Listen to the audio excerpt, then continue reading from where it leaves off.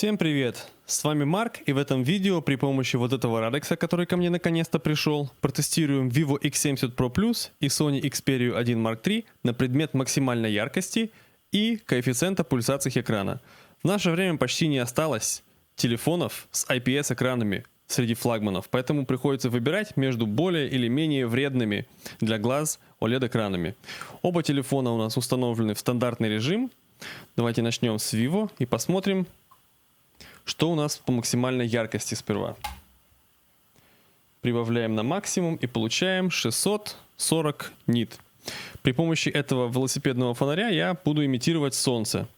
И 640 нит превращаются в 1200.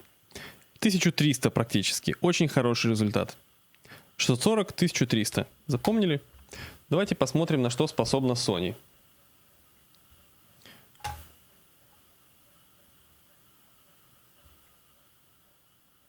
В обычном режиме у нас получается 500 нит. При имитации солнечного света яркость превращается в 780, 790. 500, 790. Запомнили. 640 на 1300. Разница достаточно значительная. Давайте мы с вами изменим ярко. Здесь сделаем режим создателя. Смотрим снова. Vivo прибавляем на максимум. Все те же 640 нит. Светим. Получаем все те же 1300 нит.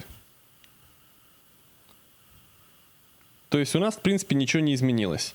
Давайте посмотрим на Sony.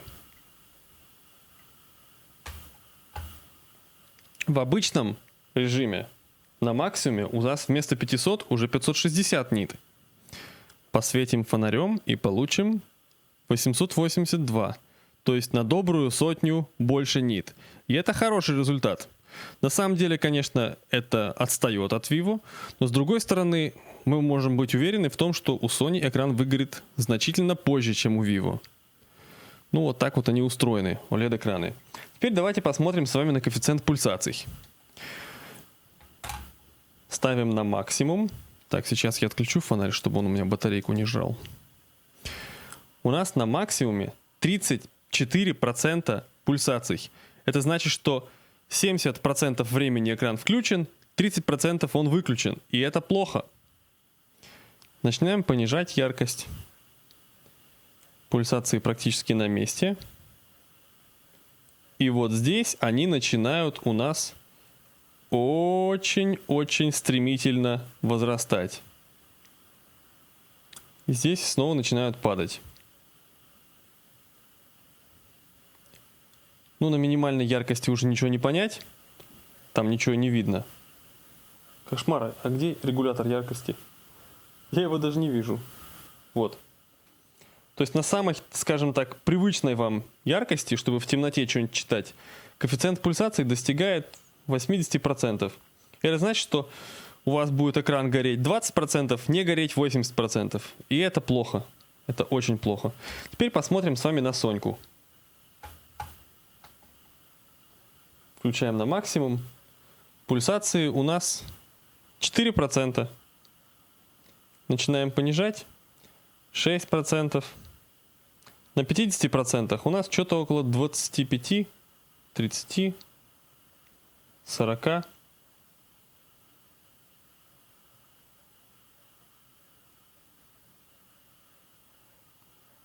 Ну, то есть это тоже не совсем крутой показатель, но при такой низкой яркости у нас всего 20 против достаточно высокого показателя. Здесь 42 тоже как бы. Ну вот что есть, то есть. Прикидывать не буду. Но здесь у нас есть еще один такой небольшой хитрый момент. Многие люди говорят, типа, на OLED-экранах есть возможность включить DC-димминг. И это типа панацея. Вот я вам сейчас продемонстрирую. Снижение мерцания при низкой яркости. Это вот тот самый пресловутый DC-димминг. Идем обратно в яркость. И смотрим, что у нас меняется. Пульсации 34%. Понижаем. Понижаем. У нас на всем диапазоне будут те самые 34%.